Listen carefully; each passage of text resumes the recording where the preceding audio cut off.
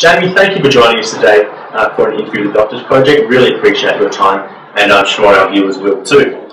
The purpose of today's interview is to discuss the role of medicine in elite sport.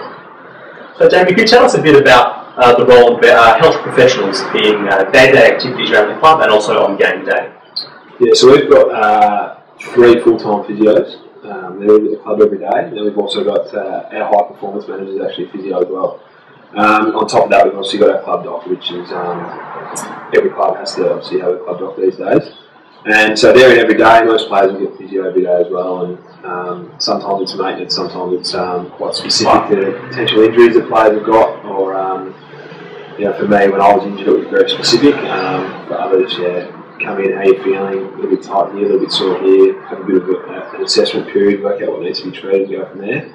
And a little bit similar on game day. It's very individualised, so I like to get the games a little bit earlier, and I'll see my physio, go over what I need working on, and other players like to just get there late, prepare as they do, won't even speak to physio. So yeah, very, very individualised on game day. Great. So as a footballer, your job performance directly correlates to your physical well-being. And I was wondering whether you could talk a bit about the way in which the club dictates the way you control your health. Yes, obviously being an athlete, being fit and healthy is probably one of the most important things in our game. So obviously we do you hear a lot about the conditioning and the strength and all that sort of stuff we do, but obviously our health is one of our main focuses.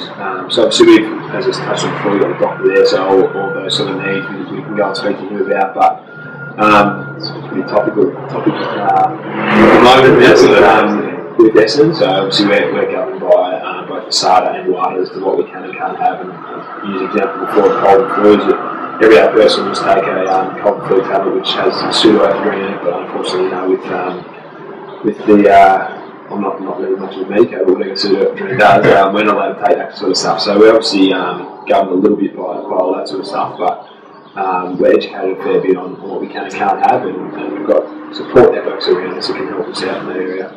Yeah. In regards to food and nutrition, do they set strict guidelines around what you can and can't eat? And also, is there a way that they measure that?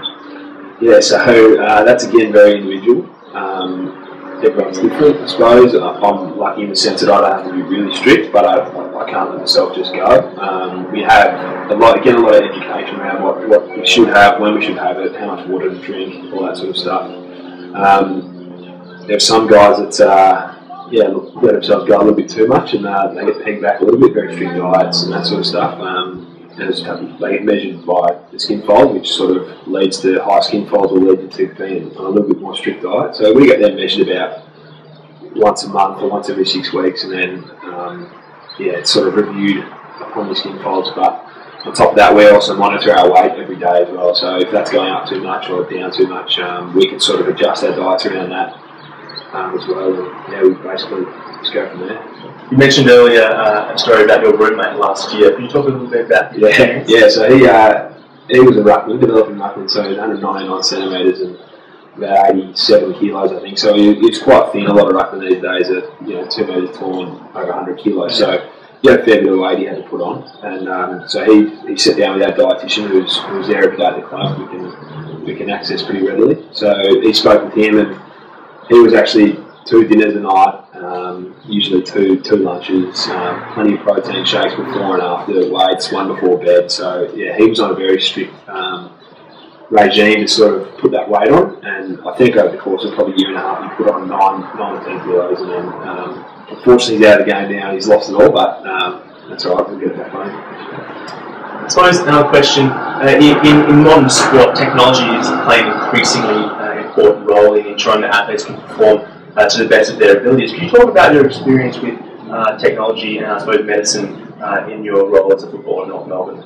Yeah, it's certainly it's a growing industry. The whole technological side of things is growing pretty rapidly, and we obviously, in terms of football, it's all vision, these all our reviews, plenty of stats, champion data is coming out what increase their sort of stats they take over the last few years. So all that side of things increase, but I mean, just recently I had scans at Olympic Park, and now you can access them literally as you walk out the door on your phone, and play doctor a little bit and try and diagnose yourself before you go and see the specialist. But which can be dangerous. But yeah, so that certainly has played a fair part. And obviously as well, you've got all those tests nowadays that the doctors can have access to. That you can test for basically anything and the levels of certain things in your body, and if you've increased or gone down, or can try to anticipate sickness or stuff, things like that. So yeah, there's a whole wide range of different sort of measures that doctors now look at, and especially our club as well, they look at to try and predict and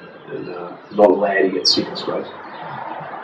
So earlier this year as well, I think in round 3, you broke your fibula in your leg, and you've been out for 18 weeks now, but very exciting. You're playing your first game back tomorrow. Could you talk a bit about the way in which medicine and the health staff at North Melbourne helped you sort of in the rehabilitation process and getting you back to full fitness? Yeah, so when I actually did it, I came off, and the physio was the first one to look at it, and quick little squeeze on the fibula, and it actually cracked and actually put it back into place. So that was the first sort of positive experience, I suppose, of the whole thing. But so it was a clean break straight to the fibula. Luckily, the tibia was all intact, so straight in the moved for about 2 weeks, I think, and on crutches and hobbling around here and there.